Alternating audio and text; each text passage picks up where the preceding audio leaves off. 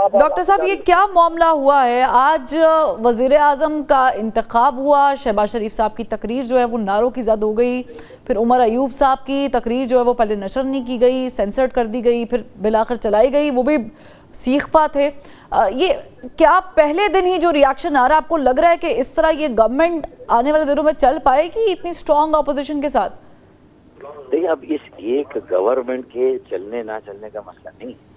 इस वक्त मुल्क जिस महज पे खड़ा है ना, संगीन माशी बहरान है। IMF के आइंदा के जो कर्जों की वापसी है उसकी तलवार सर पे लटक रही है।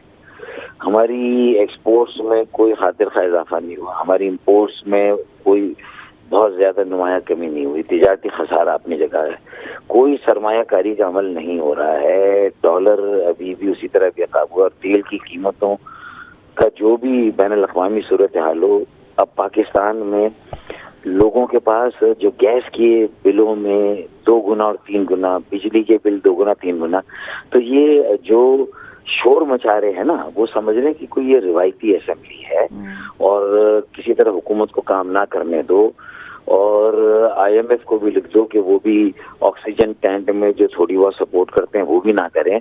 तो उससे ये हुकूमत के खिलाफ नहीं हो रही है, चाहे हुकूमत की जमात की नाअहली हो या माजी में उनकी PDM 1 में नाकिस कारकर्दगी हो, या फिर ये कि ये जो एहतजाज हो रहा है, अरे 4 बड़ी जमातें हैं इस असेंबली में, आप गौर करें मेरी बात को। सबसे बड़ी जमात तो PTI के जो उम्मीदवार थे आजाद, जो कामयाब हुए 91, फिर रिजर्व सीट मिलाकर आगे 100 से ऊपर हो गया PMLN, फिर पीपल्स पार्टी 3 और फिर MQM, जो 20 सीटों से ज्यादा सीटें 4 पार्टियों मिली। और इन चारों पार्टियों को वोट इस बात पर नहीं मिला कि कोई सरबराह अंदर है तो उसको रिलीज कराना है, और जो धांधली हुई है उस धांधली का हिसाब वो लेते रहे, आईन और कानून में वो जद्दोजहद करें, वो एहतजाज करें।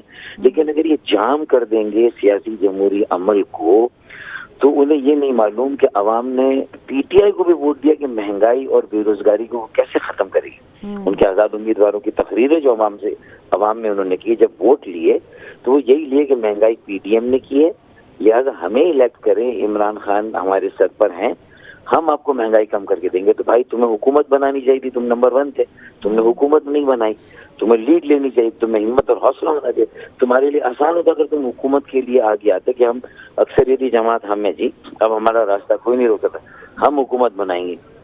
आपने ये भी नहीं किया, तो अब इसका मतलब ये है कि जब वो भी नहीं किया और अब आप अपोजिशन में रह के दूसरे को भी नहीं चलने देंगे, तो जो PMLN है, मैं समझता हूँ कि ये देखें, आज जो इक़्तिदार में है वो कल जेल में होगा, और जो कल जेल में था वो आज इक़्तिदार में है। ये तो 75 सालों से ही कहानी चल रही है। तो क्या कोई ये नुस्खा दे रहा है कि कौमी मशावरत, कौमी मफाहमत और एक कौमी एजेंडा हो जिसमें सबसे सर फहरिस्त MQM पाकिस्तान का वो जो आईनी तरमीमी बिल है, जिसके तहत हम इख्तियार और वसाइल को अवाम की दहलीज तक ले जाना चाहते हैं, अवाम को अपनी तकदीर का मालिक बनाना चाहते हैं, 4 वजीर आला 4 सूबों की हुकूमतों में और एक मरकज। और ठीक है फारूक सत्तार साहब, मेरे पास वक्त की कमी है, मैं आपसे सवाल इंपॉर्टेंट है करना चाह रही हूँ। अगर आप लोगों को गवर्नरशिप मिलती है तो वो नाम एक बता दें कि आपके कैंडिडेट कामरान टसूरी साहब ही होंगे, और कौन होगा? ठीक है, यानी आपने नाम फाइनल कर लिया है, कामरान टसूरी। मैं एक बार फिर चाहूंगी कंफर्मेशन कर दें सर, आप खुद नाम लेके कंफर्मेशन कर दें। कामरान टसूरी भाई हमारे गवर्नर होंगे, MQM की गवर्नरशिप होगी और होनी चाहिए, बाकी इसके अलावा तो मैं कोई बात ही नहीं कर रहा। ठीक है सर, और वजारतें कितनी लेंगे? वजारतों से हमारा इंटरेस्ट है ही नहीं।